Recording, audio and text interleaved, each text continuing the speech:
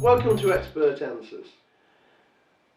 Have you ever been in business and thought, we're going to need some premises, let's go and lease some premises because we haven't got the money to buy, but we don't mind renting?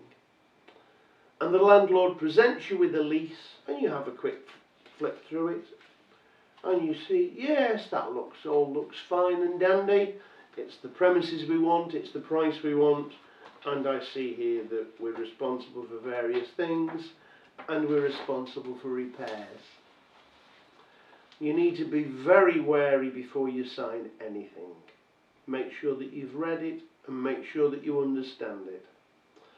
Because if you sign a document, a commercial document, without reading it, legally you've understood it, even if you've not read it. It doesn't matter whether you've read it, you don't understand it. If you sign it, you agree to it and you understand it. So don't sign anything unless you understand it. Commercial leases have generally got one clause in which is to be avoided like the plague. There are lots of clauses in it. Sometimes they can run to a lot of pages. The one clause you want to avoid, which will be hidden in there somewhere, is the one about repairs. Now don't get me wrong, generally a lease will require you to do repairs. That's not a problem.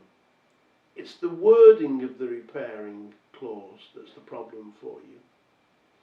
Because it will say, quite innocently, the tenant's responsible for keeping the building in good and tenantable repair. Now that seems okay, doesn't it? Wrong. That really is not okay.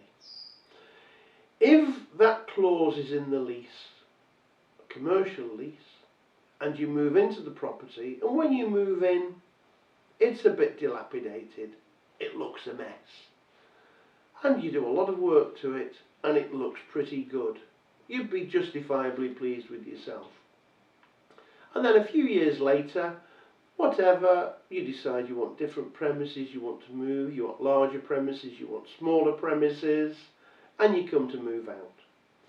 And you've kept the place in reasonable repair. In fact, it's in much better condition than it was when you moved in. Did you know that the landlord is entitled, because of that clause, and I'm going to repeat it for you in a minute, because of that clause, he's entitled to have the property put back into good condition, even though it was a mess when you moved in. Remember the wording of the clause. The tenant's to keep the property in good and tenantable repair. That means that if it's a mess when you move in, it's got to be in good and tenantable repair when you move out. Avoid that phrase. What you want to do is add in something. And the sentence that you add in is really simple, and it can save you thousands, if not tens of thousands of pounds. And that clause is that the tenant's got to keep the property in good and tenantable repair. But this clause doesn't require the tenant to put the property into any better condition than at the date of the lease. What that means is that if it's a mess when you move in, it's okay if it's a mess when you move out. Of course, you're going to have to prove what kind of mess it was when you moved in, but that's easy. You just take hundreds of photographs and get the other side, the landlord, to agree that's a fair assessment of the state, the condition of the premises.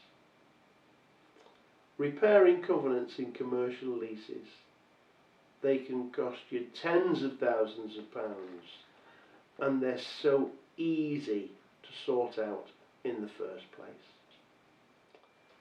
Expert Answers. Legal advice in a prick.